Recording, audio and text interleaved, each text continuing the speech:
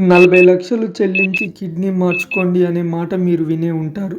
ఆలోచించండి, ఈ శరీర భాగాలు ఎక్కడి నుండి వస్తున్నాయో. మార్చరీలో పడి ఉన్న మృతదేహాల నుండో, లేక ప్రమాదాలలో మరణించిన వారి నుండో కాదు.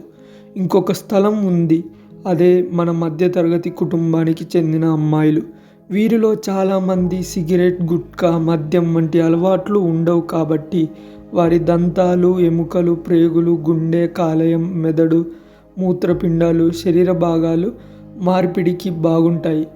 గర్ల్స్ని ప్రేమలో పడేయడం లేదా జాబ్ ఆఫర్ ఇవ్వడం ద్వారా ఈ అమ్మాయిలను ట్రాప్ చేయవచ్చు, ఎక్కడికంటే అక్కడికి తీసుకెళ్ళచ్చు అని కొంతమంది దుర్మార్గులు ఒక బాయ్ ఫ్రెండ్ లాగా, మోసగాళ్ళలాగా మారి వాళ్ళని కిడ్నాప్ చేసి వాళ్ళ అవయవాలను స్మగ్లింగ్ చేస్తున్నారు.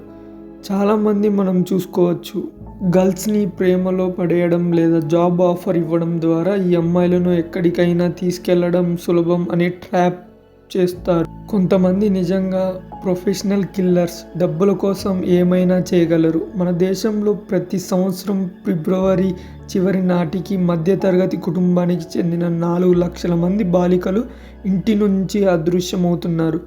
ఫిబ్రవరిలోనే ఎందుకు అదృశ్యమవుతున్నారంటే ఫిబ్రవరి 14న వచ్చే ప్రేమికుల దినోత్సవం ప్రభావంగా. నిజానికి ఆ సమయంలో అమ్మాయిలు ఇంటి నుంచి పారిపోయినా తల్లిదండ్రులు వెతకనూ లేరు, వాళ్ళ కోసం కేసు పెట్టనూ లేరు. ఆ తర్వాత ఎవరికీ తెలియదు. ఒకసారి ఆలోచించండి, ఈ అమ్మాయిలు ఎక్కడికి చేరుకుంటున్నారు. ఇప్పుడు మీరు బాగా అర్థం చేసుకోగలరు.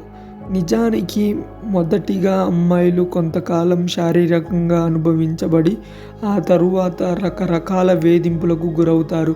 చివరగా వారిని చంపి శరీర భాగాలను అమ్మి కోట్లు సంపాదించి డబ్బులతో చాలా జల్సాలు చేస్తూ ఉంటారు.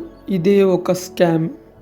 మీరు ఒకసారి గూగుల్లోకి వెళ్ళి మానవ శరీర భాగాల బ్లాక్ మార్కెట్ ధర అని సెర్చ్ చేయండి.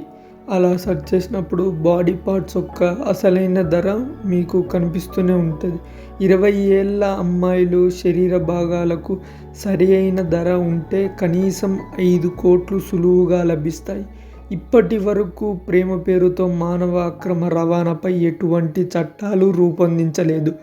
ఇంకో విషయం, ఇటువంటి సంఘటనలకు లక్నో, ఢిల్లీ, ముంబై, బెంగళూరు వంటి పెద్ద నగరాల్లో ఎక్కువగా కనిపిస్తాయి.